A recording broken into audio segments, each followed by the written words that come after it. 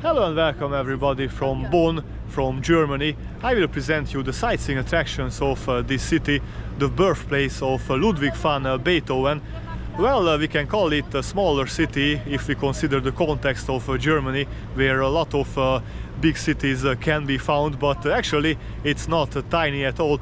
300,000 people are living here, and if we consider the whole metropolitan area, which is called the Rhine-Ruhr metropolitan area, and Bonn is part of this area, then we can say that this territory is absolutely huge. It is the largest metropolitan area of Germany and the second largest in the whole European Union when we consider the GDP. So 11 million people are living in this metropolitan area. After the Second World War, Germany was divided into two parts, West Germany and East Germany, and Bonn was chosen as the capital of West Germany. It was the capital city from 1949 until 1990, and also the seat of the government of the unified Germany from 1990 until 1999. So in the German history, it is a very important city. Bonn is located in the German state of North Rhine-Westphalia on the banks of the river Rhine, and 24 kilometers far from Cologne, so it is very easy to travel to Cologne. It is just 30 minutes by Regionalbahn, that is like a slow train which stops at many smaller villages and towns, but it is cheaper than the intercity in Germany, the ICE, for example. So actually I came here to watch the football game between Switzerland and Hungary. This is the reason why I am here, and all accommodations were fully booked in Cologne, and well, there were some, but very expensive, more than 200 euro for one night. So I said that's a big no-no, I will not stay there, and this is how I found a better Airbnb option here in Bonn. And well, I was traveling then every day from Bonn to Cologne. It was not very bad to have this commuter option, so you can reach Cologne very easily, as I mentioned before. And on my last day in this area, I chose to make a vlog about Bonn because it is also a very famous city in Germany. The history of the city dates back to the Roman times. In about 12 before the current era, a small Roman unit stationed here, where the current old town, the current city center, is located. Even earlier, the army had resettled members of a Germanic tribal group allied with Rome, the UBI. The Eburoni people were members of a large tribal coalition effectively wiped out by Caesar's war in Gaul. So these people also spoke Celtic language, and in Celtic language Bona means tribe, and back at that time the settlement here was called in Latin language Bonna, so probably this Latin naming comes from this tribal naming as Bona. So Caesar effectively killed all the aboriginal people here, and the Romans conquered all the territory. Situated on both sides of the road linking Cologne with Mainz, Bonna grew rapidly, and it became a larger Roman city. In 1794 the city was captured by French troops, and it became part of the first French Empire. In 1815, after the Napoleonic Wars, it became part of the Prussian kingdom and part of the administration of the Rhine Prussian province, and because of that, in 1871 it became part of the German Empire, because the Prussians led the unification of the German countries, and thus Bonn was also part of the German Empire. But in that period, in that time, Bonn was less relevant city in Germany. After the Second World War, Bonn was under British occupation, and it is a very interesting story how come that such a small city became the capital of West Germany.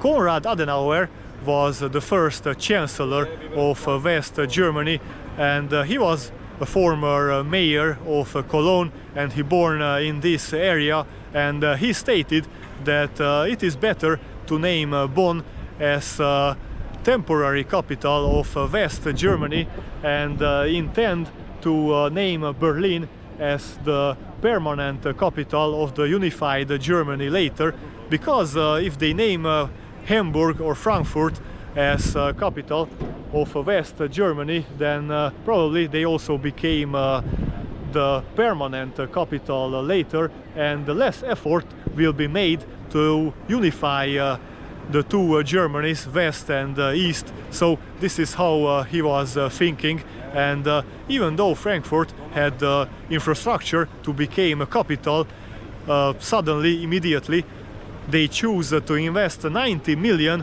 German marks in order to construct the institutions and the government buildings here in Bonn in order to make a temporary capital. Well, Adenauer was not thinking that this splitting of the two Germanys will take such a long time, but actually, as I mentioned before, Bonn was the capital of West Germany from 1949 until 1990, so the unification took a really long time. The time period when Bonn was the capital of West Germany is named as the Bonn Republic, and in 1990 West Germany and East Germany were unified, as I mentioned before, and we could think that it was an easy decision to move the capital to Berlin, but that was not so. A long political debate started, political discussions that Bonn should be kept as the capital of the unified Germany, because the infrastructure is already there, and it is also very near to Brussels, the headquarters of the European Union, so economically it is better to keep the capital here, but well, the most discussed point was that peaceful Germany shouldn't place its capital to Berlin, because many people associate Berlin to the capital of the bloody Nazi Germany, but well, I think this was very exaggerated, because in 1990 already many decades passed since the Second World War, so a long political discussion started back at that time, which should be the capital of the unified Germany. Finally, the heated debate came to the end, because on the 20th June of 1991, Germany's parliament, the Bundestag, made the decision by voting. It was a very close vote, because 338 legislators voted for Berlin and 320 for Bonn, so not a big difference between the two parties, and in the end Berlin was chosen as the capital of the unified Germany. It is also interesting that legislators from east and north voted for Berlin, and legislators from south and west voted for Bonn, and the voting parties also broke based on ages. Older legislators who were still remembering the old past glories of Berlin voted for Berlin, and younger legislators voted for Bonn, but in the end the majority decided and Berlin became the capital. In recognition for its status as a capital of Germany, Bonn has a special status. It is called the federal city, in German Bundesstadt. It's hard to describe in English language, but it's like a very special title for the city, and well, it still shares the title of the seat of the government with Berlin, as still some ministries located in Bonn. For example, the Ministry of Food and Agriculture and Ministry of Defense is still located here in Bonn, and approximately 8,000 federal officials from the 18,000 federal officials are residing here in Bonn. So, well, even though Berlin is the official capital of Germany, many government officials still reside here in Bonn. Probably most of you heard about Haribo, but not everybody knows that it is the largest confectionery manufacturer in Europe, and it is located here in Bonn. It has its headquarters in Bonn, and it was established in 1920. So this was the introduction of this vlog, the interesting facts and the history of Bonn. Now let's start the sightseeing tour. One of the main attractions of Bonn is the huge cathedral, Bonner Münster, Münster. It is a Catholic church. It is one of Germany's oldest churches, having been built between the 11th and the 13th centuries. At one point, the church also served as the de facto cathedral for the Archbishopric of Cologne, because it is the major church of what was then the Archbishop Elector's residence. It is now a minor basilica. The basilica was built on the site of the graves of two martyrs, Cassius and Florentius, the patrons of Bonn. They are piously believed to have been Roman legionaries of the Theban legion. At some point during their march to Gaul, the legion refused to follow the emperor's orders, either to kill the indigenous Christians or to worship Maximian as a god. As a result, large numbers of legionaries were martyred. According to the legend, Saint Cassius and Florentius, who were under the command of Saint Gereon, were beheaded for the religious beliefs at the present location of the Münster. A fund-raising initiative was launched in 2014 for necessary renovations to the 1,000-year-old building to address cracks in the wall, water damage, and an aging electric service, among other concerns. The Münster in Bonn housed one of the first organs in Germany, when in 1230 one was placed on the east wall.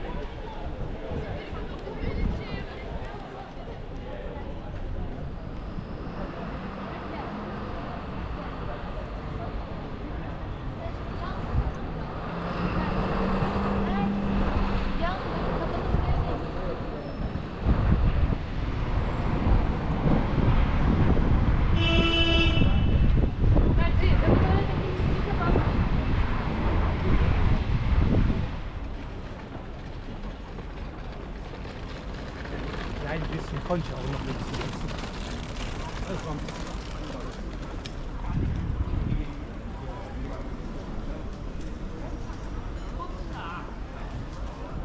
In front of the cathedral is the Münsterplatz, a very famous square of Bonn.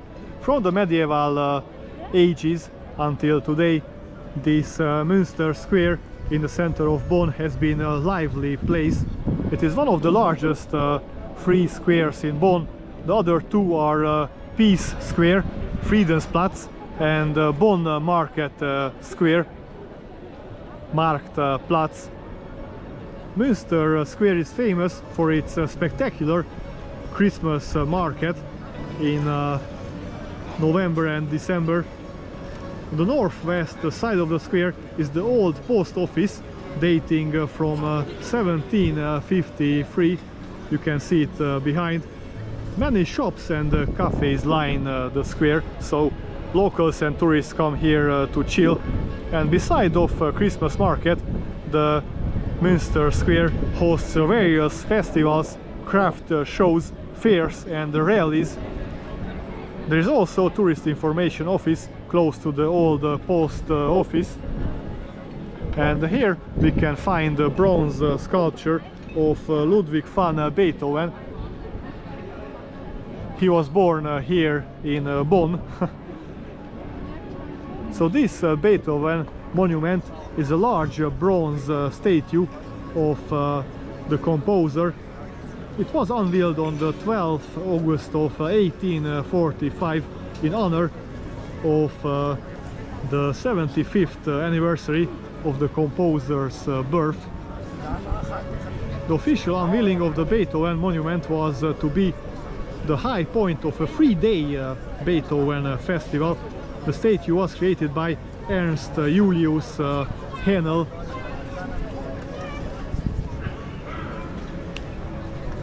And this is the very beautiful post office.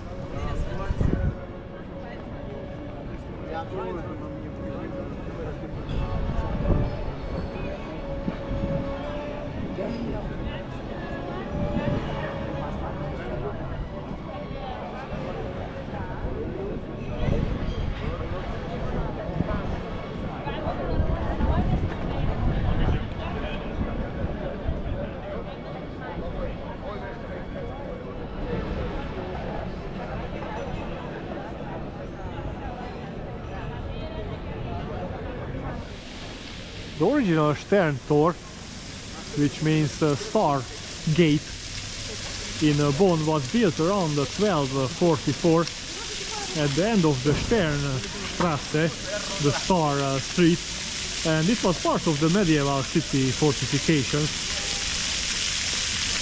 In 1898, the last gate remaining in the former city fortifications was demolished despite the intervention of Kaiser Wilhelm II. In order to improve traffic flow, that was the reason to demolish the gate. It was only 2 years later, in 1900, that a replacement building with the same name was built a few meters away on the north side of Bottlerplatz, or on the Vivac-Gasse. These are the street locations, actually the crossing of these two. It consists only partially of the remains of the former gate, otherwise of remaining piece of the city wall, and its only surviving semicircular tower.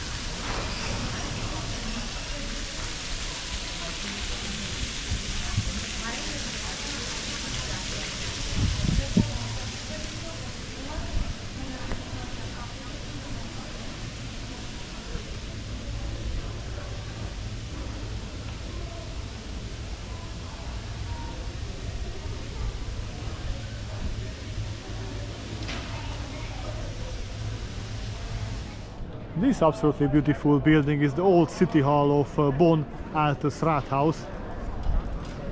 The Altes Rathaus at Bonner Marktplatz, at the market square of Bonn, was built between 1737 and 38 in the Rococo style by the electoral court architect Michael Levelli, a French architect who was active essentially in Germany. However, it was not completely finished until around 1780. On the 18th October of 1944, the town hall burned down to the perimeter walls during the Allied bombing raids of the Second World War, and part of the walls in the basement were also impacted. The subsequent reconstruction was carried out without the previous stucco decorations and with a higher roof until 1950. After Bonn became a federal capital in 1949, it became the site of historic speeches and state visits. On the 12th April of 1973, Bonn's City Hall was opened to the public on the occasion of a state visit by the South Vietnamese General and President Nguyen Van Thieu, stormed by about 60 hooded members of the Communist Party of Germany, the League Against Imperialism, and the Communist Party of Germany Marxist-Leninist. Windows and inventory were destroyed that time. About 2,000 demonstrators formed the wall against the police. The action caused a $500,000 in property damage.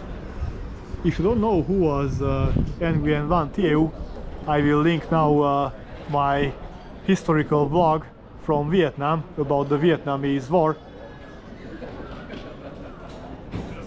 The building on the Marktplatz lost its functional as the seat of the municipal administration in 1978, as capacity was no longer sufficient.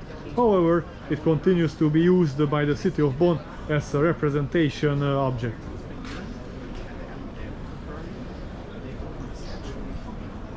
You can find many beautiful buildings next to the old city hall. This is the market square. You can always find some stalls sending fresh fruits, vegetables, and some foods. So that's also a reason to visit the marketplace, Marktplatz in German.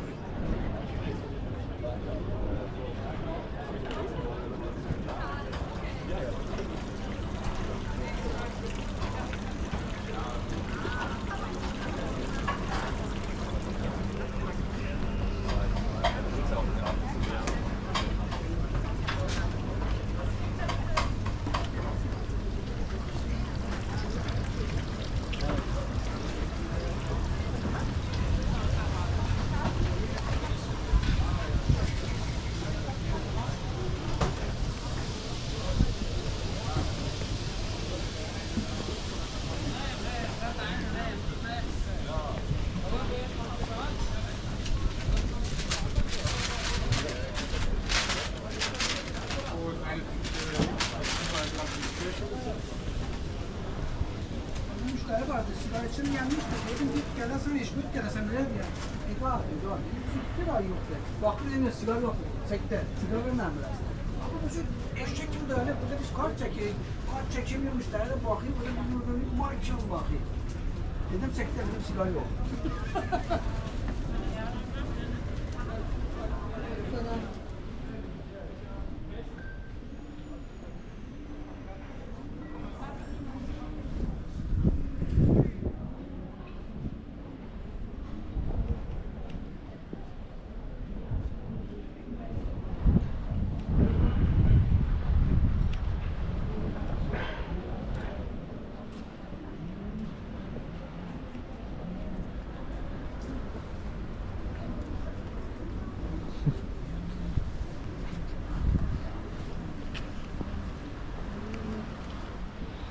This is the Kreuzkirche If you would like to translate it to English, it would be the Cross Church. It is a Protestant church. Since 1871 it has been the church of the Kreuzkirchengemeinde, which belongs to the Bonn parish of Evangelical Church in the Rhineland, and it is also the Protestant city church of Bonn, with a seating capacity of 1,200. It is the largest Protestant church in the whole Rhineland and the largest church in Bonn. After the Kreuzkirche was destroyed in the bombing raids in 1944, an emergency church was initially set up. Between 1951 and 1954, the church was rebuilt and also consecrated according to the plans by the Trier architect Heinrich Otto Vogel.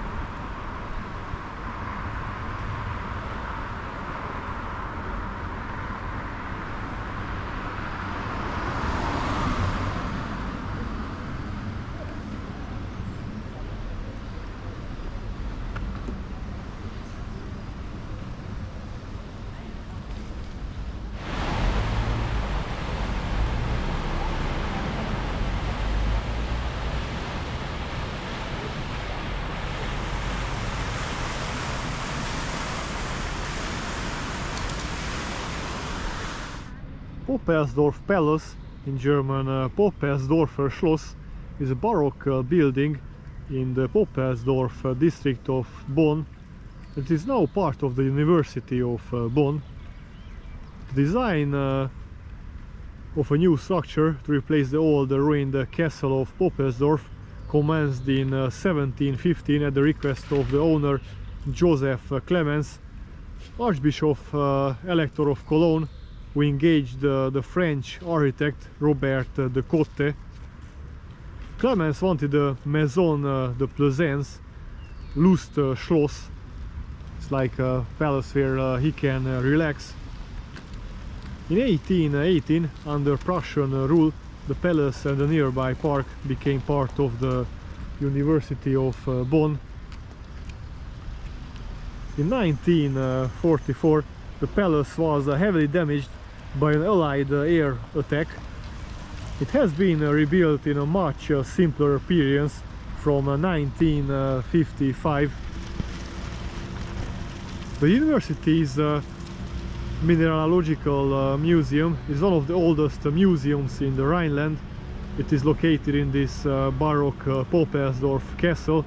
So now if we go inside, we find a museum which shows around 6,000 objects in 4 exhibition rooms. The halls are dedicated to different topics. In Hall 1, the great diversity of minerals is shown according to their classification. Changing special exhibitions are presented in Hall 2, and meteorites are also on display here. Room 3 is dedicated to metallic raw materials, and I'm not a fan of mineralogical museums, so I will not go inside this time. I just wanted to show you the palace from outside and mention this beautiful attraction of Bonn.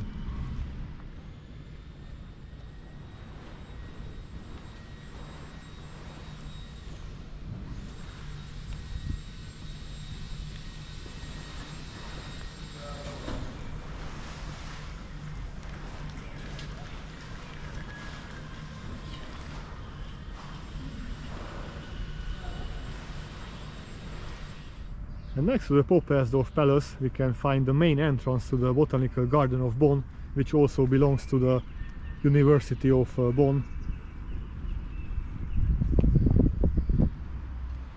So this is the Botanical Garden of Bonn, also called Friedrich Wilhelms Universität Bonn Botanical Garden, because it belongs to the university.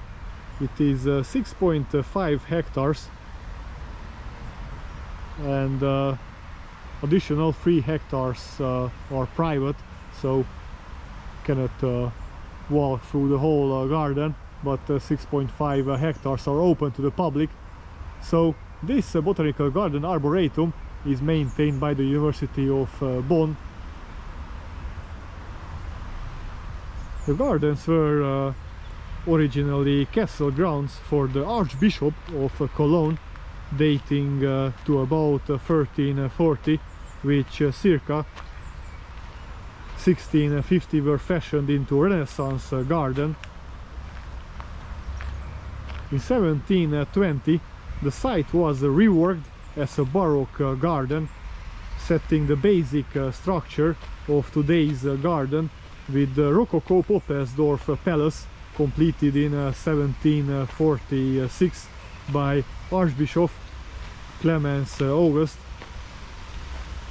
When the University of Bonn was founded in 1818, its first garden director, Dr. Christian Gottfried Daniel Nees von Eisenbeck, began to focus the garden on scientific botany.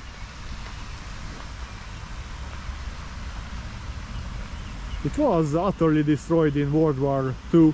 Reconstruction began after the war and was completed between 1979 and 1984 with the construction of 2 conservatories.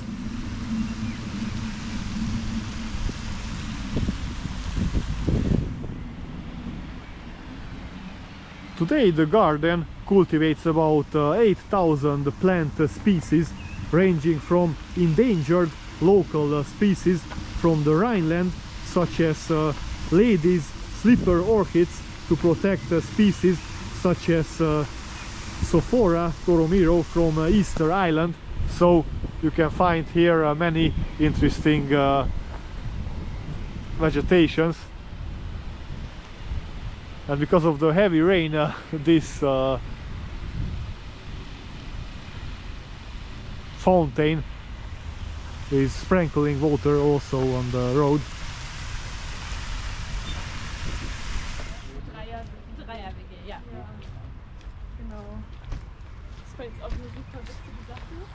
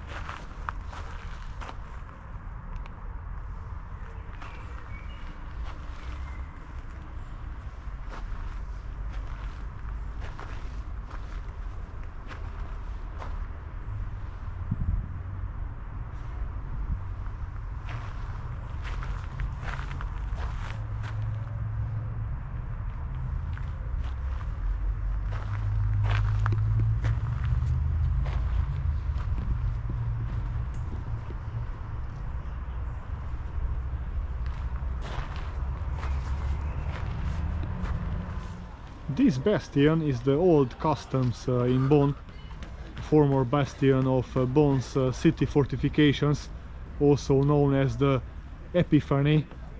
It was built around 1644, and we can also climb upstairs. From there we have an amazing view of the river Rhine. It's just next to us.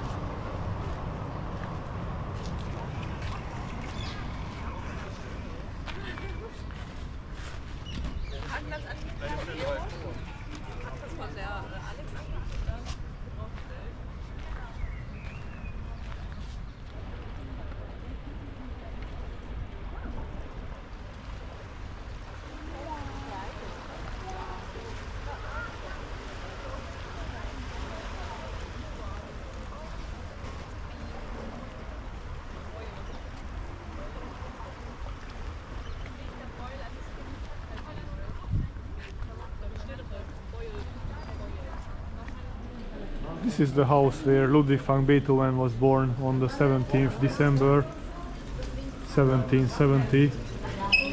Inside you can find a museum. It is actually not just a museum, also memorial site, cultural institution serving various purposes. It was founded in 1889 by the Beethoven House Association, and it studies the life and work of the composer Ludwig van Beethoven. The centerpiece of the Beethoven house is Beethoven's birthplace at Bonnengasse 20. So this is the Bonnengasse 20. Bonnengasse is the name of the street. This building houses the museum, and the neighboring buildings 18 and 24 and 26 next to the birthplace of Beethoven also serve to other purposes. They accommodate a research center, the Beethoven Archive, comprising a collection, a library and a publishing house, and a chamber music hall. So this house at Bonnengasse 20, formerly 515, featuring a Baroque stone facade, was erected around 1700 on an older cellar vault. We'll not go inside now, because I'm not a big fan of such kind of museums, but I wanted to include the story of the building and to make an advice. If you want to travel here and visit it, then you can do it, because it is open almost every day except Tuesday.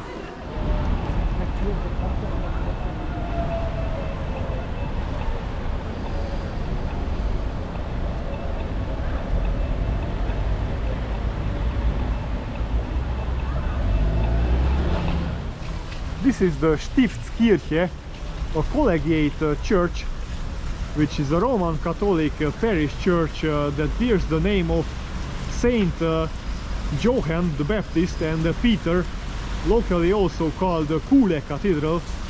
It was built from 1879 to 1886.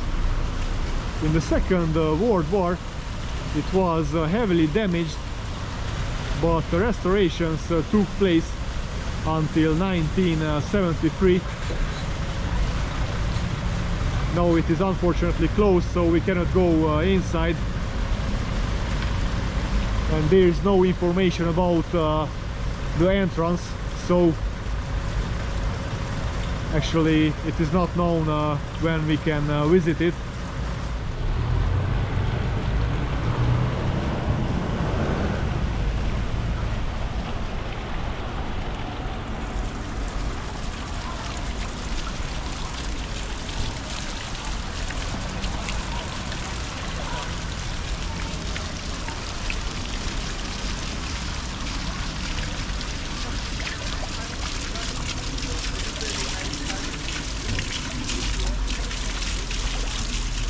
So this was the vlog about Bonn, the former capital of West Germany. I hope that you enjoyed it, and if that's so, please subscribe to my channel if you didn't do it yet. It's very important to push on the bell icon, because this is how you get notified about new contents. Have a nice day and goodbye.